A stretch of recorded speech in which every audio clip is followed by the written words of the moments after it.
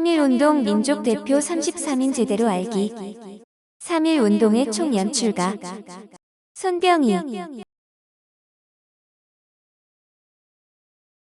손병희의 삶은 한마디로 정의하기 어려운데 동학군의 북접 통령으로 10만 혁명군을 이끈 혁명가이자 동학 3세 교조로 천도교를 창건한 종교 지도자이기도 합니다. 또 국권 회복을 위해 3.1운동을 주도한 독립운동의 선각자이자 수많은 학교를 세우고 인수해 후세 교육에 앞장선 교육자여 만세보와 천도교월보를 창간하고 보성사를 차려 출판 사업을 한 언론 출판인이기도 합니다. 손병희는 1861년 4월 8일 충북 청원군 대주리에서 청주목의 하급관리 출신인 부친 손두은과 그의 둘째 부인 경주 최씨 사이의 서자로 태어났는데 아우는 소소 도우는 의암입니다. 의암은 동학 2세 교조 해월 최시영이 내린 것이며 어릴 때 이름은 은구인데 언제 병희로 개명했는지는 분명치 않고 일본 망명 시절에는 이상원이란 가명을 쓴 적도 있습니다. 어려서부터 의협심이 강하고 총명했다는데 이에 관해 수많은 일화가 전해오지만 그에게는 씻을 수 없는 징크스가 하나 있으니 서자 출신이란 딱지로 이 때문에 성장기에 적잖이 방황했습니다. 그 무렵 이북형 손병권의 장남으로 7년 연상의 조카 손천민과 동학 접주 서순택의 소개로 동학에 입도했는데 21세 때로 신분차별에 크게 좌절한 그에게 동학은 큰 희망이었습니다. 동학 입도 2년 뒤인 1884년 10월 최시영을 찾아가 만났는데 최시영은 첫눈에 그의 인물됨을 알아봤고 1892년 그는 동학 교단의 지도자들과 함께 교조 최재우의 신원운동을 전개했습니다. 일행은 광화문 앞 차가운 길바닥에 엎드려 복합상소를 했지만 별 성과를 거두지 못하자 이듬해 3월 중순 동학교인 2만여 명이 집결해 보국안민과 척을척양을 부르짖으며 정부를 상대로 보름 동안 농성을 벌였습니다. 이때 그는 충의대 접주가 되어 충청도 일대 동학교인들의 지도자로 부상했는데 1894년 2월 10일 전라도 정읍 고부에서 전봉준이 탐관오리 숙청과 보국안민을 천명하면서 봉기했습니다. 지역 농민 수천 명은 고부 관할을 습격해 불법적으로 수탈한 수세미를 되찾아 농민들에게 돌려주었는데 남접이 중심이 된 농민군은 봉기 10여 일 만에 그 숫자가 1만여 명에 달했습니다. 5월 10일 황토현에서 관군을 물리치고 이어 정읍 관할을 점령한 후 기세를 몰아 5월 31일 전주성을 점령했으나 이때까지만 해도 해월과 손병희가 이끈 북접은 비판적 입장을 보였는데 북접은 농민전쟁을 원하지 않았습니다. 그러나 얼마 뒤 상황이 반전되었는데 관군과 일본군이 남접, 북접 할 것 없이 농민군을 공격하자 9월 18일 최시영은 각포의 두령들에게 동월령을 내렸습니다.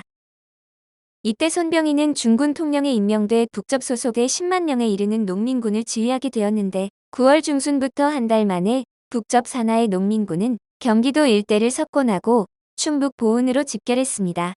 이후 보은 수비대를 격파한 농민군은 논산에서 전봉준의 남접과 만나 연합했으나 농민군이 잘 훈련되고 신식무기로 무장한 일본군을 상대하기란 버거운 일이었습니다.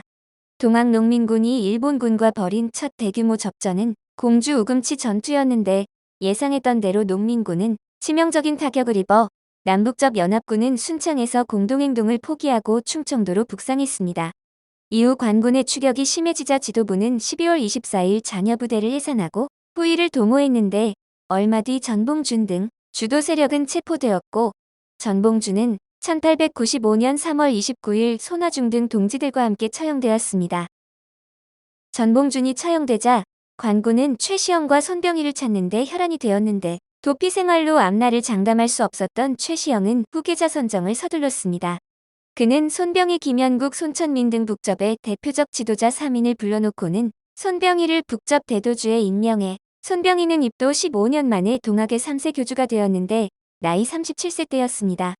그러나 그의 앞길은 그리 순탄치 않았는데 최시영이 처형당한 후 교단은 입도 등에서 앞선 김연국의 반발 때문에 잠시 교권 다툼을 벌여 교단 정비가 급선무였지만 관군의 추적을 따돌리는 일도 시급했습니다. 경북 예천에 은신해 있던 무렵 관군의 추적을 피해 충북 제천까지 하루 만에 백리 길을 걸어 피신하기도 했지만 1900년 8월 교단의 지도자 손천민과 서장옥이 붙잡혀 결국 처형되었습니다. 손천민은 혈족이자 그를 동학으로 인도한 은인이었는데 손병희는 급히 호서 지역으로 이동해 몸을 피한 후 이곳저곳을 전전하는 신세가 됐고 그 무렵 시국은 날로 급변했습니다. 서양의 신문명은 하루가 다르게 조선반도를 두드렸는데 손병희는 동학을 널리 포교하려면 세계 문명국처럼 개화해야 한다고 생각해 문명 개화를 배우기 위해 미국행을 결심했습니다. 1901년 3월 그는 미국으로 가기 위해 동생 손병음과 이용구를 대동하고 원산에서 배를 타고 일본으로 향했으나 미국행은 경비 때문에 좌절되었고 일본에 눌러 앉게 되었습니다. 이후 그는 일본 전역을 다니면서 선진 문물을 익히고 일본의 정세를 두루 살폈는데 이 과정에서 그는 훗날 3.1 운동을 도모하는 데 핵심 역할을 하게 될 동지들을 여럿 만나게 됐습니다.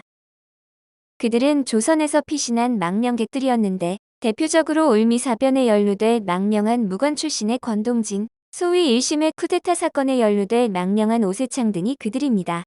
당시 그는 신분을 위장하려고 이상원이란 가명으로 충청도 부자 행세를 했는데 일본 체류 시절 2차례에 걸쳐 천도교인의 자제 64명을 일본에 유학시켜 선진문물을 배우도록 했습니다.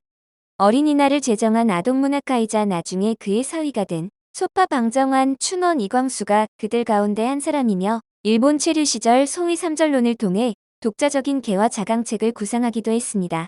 그 무렵 일본과 러시아는 1903년 5월에 발생한 용안포 사건을 계기로 날카롭게 대립했고 급기야 이듬해 2월 8일 일본이 러시아에 선전포고를 하면서 러일 전쟁이 발발했습니다. 당시 그는 이 전쟁에서 일본이 승리할 것으로 보고 일본군에 군자금 1만 원을 기증했는데 그의 속셈은 일본군이 승리하면 그 힘을 빌려 국정을 일대 쇄신할 요량이었지만 그의 뜻대로 진행되지는 않았습니다. 도리어 이 일로 그는 친일파란 비난을 사게 됐고 이 와중에 동생 병은마저 의문의 죽음을 당했는데 러일 전쟁 이전 그는 조선 정부에 상소문을 보내 비정개혁을 촉구했으나 망명객의 호소에 귀 기울이는 사람은 없었습니다. 결국 그는 직접 행동에 나서기로 했는데 1904년 4월 이종훈 등 동학 지도자 40여 명을 도쿄로 불러 민회를 조직할 것을 지시했으며 처음에는 대동회로 불렀지만 중립회로 바꾸었다 최종 진보회로 정했습니다. 1904년 8월 전국의 진보회를 결성한 후 단발을 시행하고 흰옷 대신 흑의를 입게 했는데 소위 갑진 개화운동이 그것입니다. 그러나 중도의 악재가 터져 이 운동은 결국 실패하고 말았는데 그의 신복이자 진보회 의장을 맡고 있던 이용구가 개인적인 이권을 위해 친일단체인 송병준의 일진회와 통합한 것이 문제가 됐습니다. 이 일로 동학은 세간에서 매국단체로 매도당했는데 손병희는 1905년 12월 1일자로 동학을 천도교로 개칭하고 이듬해 1월 5일 귀국해 사퇴 수습에 나섰습니다. 이용구 등 62명의 일진의 무리를 출교 처분하는 등 교단 정비에 나섰는데 이용구 무리를 쫓아냈지만 교단은 후유증이 적지 않아 재정을 쥐고 있던 그들에게 재단의 재산 상당 부분을 탈취당했습니다. 이로 인해 그는 한동안 집세를 제대로 지불하지 못해 대문을 봉쇄당하기도 했고 이용구 일파가 떨어져 나갈 때 신도 가운데 상당수가 따라 나가 교세도 현저하게 준 상태였습니다. 이때 그가 고안해낸 것이 성미제였는데 끼니마다 쌀을 조금씩 모아 교단에 바치는 성미제는 의외로 신도들로부터 좋은 반응을 얻어 교단의 재정 확보에 큰 도움이 되었습니다. 탄탄한 재정을 토대로 그가 시작한 사업은 삼전론의 마지막인 원전, 즉 언론 출판 사업으로 귀국할 때 갖고 온 활자 등 인쇄시설을 기반으로 1906년 2월 27일 방문사라는 출판사를 세웠습니다. 그해 6월에는 천도교 기관지로 만세보를 창간했는데 초대 사장은 오세창이 맡았고 만세보는 문명개화, 문화계몽 등 민중계몽에 적극 앞장섰지만 운영난으로 창간 1년 만에 문을 닫고 말았습니다. 그 무렵 그의 또 다른 관심사는 교육사업으로 당시 재정난으로 허덕이던 보성학원을 인수했는데 당시 그가 보성학원을 인수하지 않았다면 오늘의 고려대학교는 존재하지 않았을 수도 있습니다.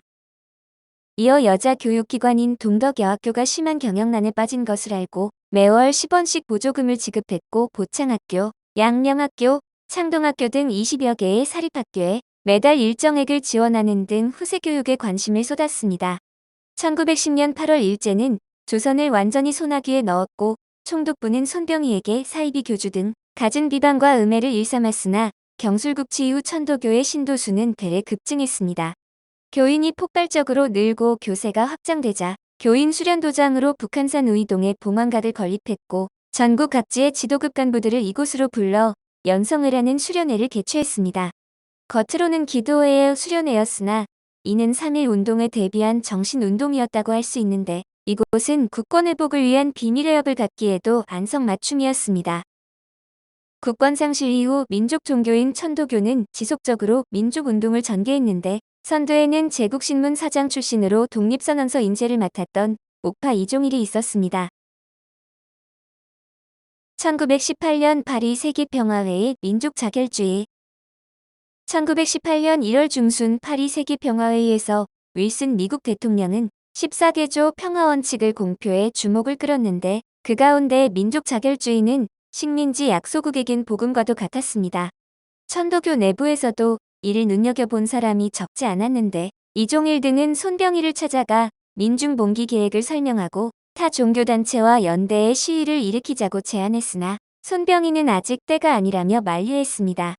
나름의 보관이 있었기 때문인데 1919년 1월 상순 그는 권동진, 오세창, 최린 등 측근 3인방을 불러 이들에게 국권회복 방안으로 6가지를 신중하게 연구 검토하도록 지시했습니다. 6가지 방안은 무력봉기 여부, 대중시위 수단, 외교활동 전개, 국민대회 개최, 독립청원서 제출, 독립선언문 발표 등입니다.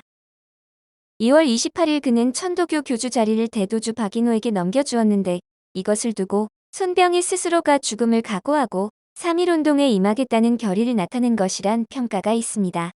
윌슨의 민족자결주의는 민족 진영 내 여러 그룹에 적잖은 영향을 끼쳤는데 제1한국 유학생들은 현지에서 발행된 신문을 통해 이 소식을 접하고 자주 독립을 쟁취할 수 있는 절호의 기회로 인식했습니다.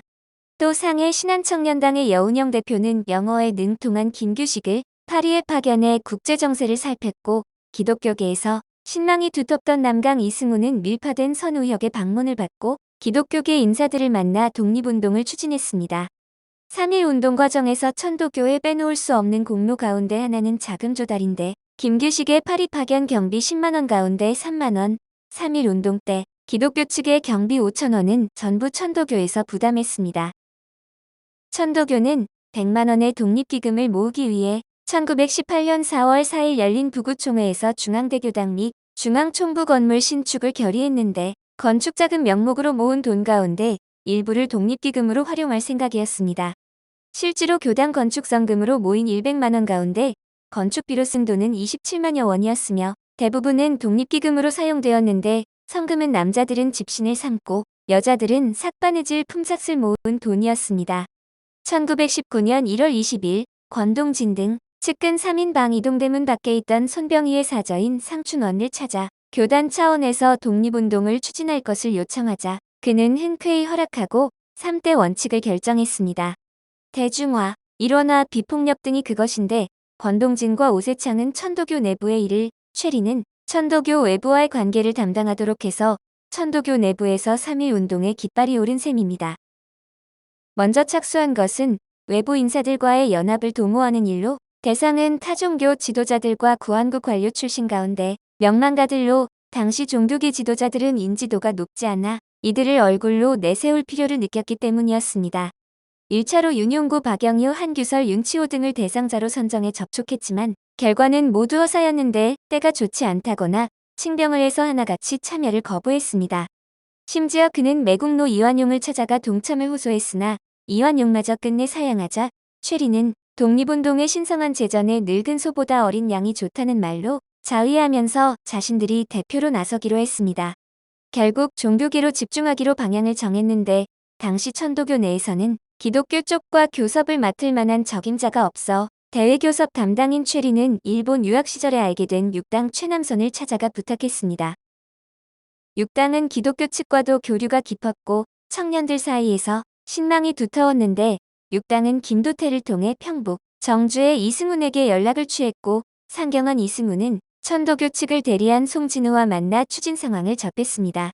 2월 22일 기독교 측 대표 격인 이승훈과 함태영은 최린의 집을 방문했는데 이날 모임에서 기독교 측에서 계획했던 독립청원서 대신 독립선언서를 발표하기로 하고 양측이 연대해 일원화를 이뤄내기로 의견을 모았습니다. 이틀 뒤 24일 이함 두 사람은 다시 최린을 만나 양측의 연대를 최종 결정했고 독립운동의 추진 방법에 대해 세부적인 합의가 이루어졌습니다. 기독교 측과의 연대 문제가 해결되자 불교 측 섭외에 나서 최린은 2월 24일 밤 서울 제동 43번지 만에 한용운의 집을 방문했는데 당시 만에는 이 집에서 월간지 유심을 발행하면서 불교 혁신 운동을 전개하고 있었습니다. 만해는 즉석에서 동참할 것을 승낙하고 불교계의 동참을 이끌어내기 위해 노력했으나 선승이라는 특수 신분과 사찰이 산간 오지에 있어 연락이 쉽지 않아 종로 3가 대각사의 배경성의 서명을 받아내는데 그쳤습니다. 결국 민족 대표로 참가한 33인은 전부 종교인들이었는데 이들이 3.1 운동의 전면에 나서게 된 것은 당시 상황 때문으로 총독부의 무단 정치하에서 웬만한 민족단체는 전부 해산당해 씨가 말라 있었습니다. 그나마 국내에 남은 조직적인 세력은 종교단체와 학교뿐이었는데 유림도 접촉했지만 소극적인 데다 참여 의사를 밝힌 심산 김창숙은 모친의 병환 때문에 뒤늦게 연락이 닿아 선언서에 이름을 올리지 못했습니다. 반면 서울시내 전문학교 학생들은 적극적으로 협조했는데 이들은 한때 자체적으로 독립선언을 할 계획으로 선언서까지 만들어 두었으나 최종적으로 민족 대표들과 연대하기로 했습니다. 민족 대표 33인은 천도교 15인, 기독교 16인, 불교 2인 등으로 구성됐고 이들 외에 천도교의 박인후와 노원용, 기독교의 함태영과 김세환, 선언서를 기초한 최남선 등을 포함해 민족 대표 48인이라 부르기도 합니다. 이들 가운데 함태영, 송진우 등은 뒤실을 대비해 일부러 빠졌으며 최남선은 학자로 남겼다며 선언서에는 이름을 올리지 않았는데 2월 27일 밤 최린의 집에서 대표자들이 모여 독립선언서 날인 순서를 정했습니다. 논의 끝에 손병희를 영도자로 모시기로 하고 제일 첫머리에 이름을 올렸고 다음은 기독교를 대표해 길선주, 이필주 목사가 2번과 3번을, 네 번째로는 불교 대표 백용성의 이름을 올리기로 결정했습니다. 하루 전날인 2월 28일 손병희 집에서 최종 점검 모임이 열렸는데 이 자리에서 행사 장소를 당초의 탑골공원에서 태화관으로 변경했는데 참석한 학생과 시민들이 일경과 충돌해 불상사가 생길 것을 우려했기 때문이었습니다. 거사 날짜를 3월 1일로 정한 것도 이유가 있었는데 3월 3일은 고종의 인산일인데다 3월 2일은 일요일이라 피할 수밖에 없었습니다. 선언식 장소인 태화관은 한때 이완용이 살던 집으로 이곳에서 을사오조약과 한일병탄조약이 입안 논의되어 그런 치욕의 장소에서 독립선언을 함으로써 반독립적인 조약을 전부 무효화시킨다는 뜻이 담겨 있었습니다. 3월 1일 오후 1시 그는 권동진 등 측근 사에서 오명과 함께 태화관에 도착해 오후 2시가 되자 예정대로 태화관 일실에 모여 독립선언식을 가졌고 인근 6호실에 열혈 청년 6명을 잠입시켜 당시 상황을 기록하도록 했습니다. 선언서 낭독은 생략한 채 바로 한용운이 간단한 인사말을 시작했고 참석한 29인의 민족 대표가 독립만세를 삼창했는데 곧 일제관원들이 들이닥쳐 민족 대표들을 남산 외성대 경무총감부로 연행했습니다. 지방에서 뒤늦게 올라온 길선주 유여대 정춘수 등도 자진해 경찰에 출두해 이들과 합류했는데 김병조 한 사람만 상해로 망명해 구속을 피했고 연행 당일로부터 취조가 시작되었습니다. 경무총감부에서 1차 취조를 마친 후 일행은 서대문 감옥으로 이송되었고 다시 몇 차례의 신문을 거쳐 4월 4일 경성지방법원 예심에 회부되었습니다. 예심 재판부는 민족 대표들에게 내란죄를 적용해 극형의 처할 방침이었는데 특히 재판부는 공약 3장의 제2항 가운데 최후의 1인까지 최후의 일가까지라는 대목을 문제 삼았습니다. 8월 상순재판은 경성고등법원으로 이송되었지만 갑자기 상황이 바뀌었는데 일본 제국의회에서 조선인의 반감을 우려한 나머지 이들에게 가벼운 형벌을 내리는 것이 좋겠다는 의견이 제기되었습니다. 의회의 여론은 곧 재판에 반영되었는데 고등법원은 내란죄 대신 보안법 및 출판법 위반 명목으로 사건을 경성지방법원으로 되돌려보냈습니다. 손병희는 재판 과정에서 장차 조선이 독립되면 민주정체로 할 생각이었다며 조선이 독립되더라도 벼슬길에 나아갈 생각은 없다고 밝혔습니다. 1920년 10월 30일 경성목심법원에서 최종 판결이 내려졌는데 손병희는 측근 3인방 등 7명과 함께 최고형인 징역 3년을 선고받았고 재판 도중에 양한묵은 옥사했으며 33인 가운데 길선주는 무죄를 선고받았습니다. 그 사이에 서울과 상해 등지에서 임시정부가 구성되었고 대한민간정부와 대한국민의회에서는 손병희를 대통령으로 추대했으나 영어의 몸이라 부임할 수도 없었을 뿐더러 그의 뜻도 아니었습니다. 서대문 감옥 독방에 갇힌 손병희는 천도교 주문을 외우고 수련을 하면서 하루 일과를 보냈는데 평소 위장이 좋지 않은 그를 위해 주옥경은 하루 2차례씩 사식을 차입했습니다. 그러던 중 1919년 11월 28일 뇌이혈로 쓰러져 병감으로 옮겨졌고 주옥경은 그의 보석을 신청했으나 허락하지 않아 경성복심법원 재판 때 그는 침대에 누운 채로 출정해 신문을 받기도 했습니다. 그로부터 근 1년 뒤인 1920년 10월 22일 그는 1,500원을 내고 경보석으로 풀려났고 상춘원에서 요양을 하던 이듬해 1922년 5월 19일 새벽 3시 62세로 생을 마감했습니다. 이날 아침 서울 시내 거리에는 그의 부음을 알리는 호해가 뿌려졌는데 총독부는 많은 사람이 모이면 시위가 벌어질 것을 우려해 그의 장례식도 방해했습니다. 장례는 천도교장으로 6월 5일 치르기로 했고 장례위원장은 권동진이 맡았으며 5일 아침 상춘원에서 발인해 천도교 대교당에서 연결식을 마친 후 삼선교에서 약 1시간 동안 시민 학생 등과 고별식을 가졌습니다. 5천여 명이 참석한 연구행렬은 30리에 달했는데 그 뒤로 자동차 10여 대와 200여 개의 인력거가 따랐고 유해는 이날 오후 5시 우이동 봉황각 인근에 안장되었습니다. 해방 후 환국한 백범 김구는 순국지사 순방 첫 번째로 그의 묘를 찾았으며 1959년 3일 독립선언 40주년을 맞아 의암손병희 기념사업회가 꾸려졌고 기념사업회는 그해 10월 우이동 그의 묘소에서 묘비 제막식을 가졌습니다. 비문은 노상 이은상이 짓고 글씨는 일중 김충현이 썼는데 1962년 정부는 고인에게 건국훈장 대한민국장을 추서했고 서거 44주년을 맞아 3.1 혁명의 성지인 탑골공원에 그의 동상이 건립되었습니다. 1980년 청주 3.1공원에 그를 포함해 충북지역 민족대표 6인의 동상이 세워졌고 2000년에는 그의 생가 유어지에 의암기념관이 건립됐습니다. 김사몽 전 독립기념관장은 3.1운동은 의암이 아니었으면 성사가 가능했을까 할 만큼 선생은 큰 역할을 했다고 평가했는데 실로 그는 3.1운동의 기획 연출자라고 할 수 있을 것입니다.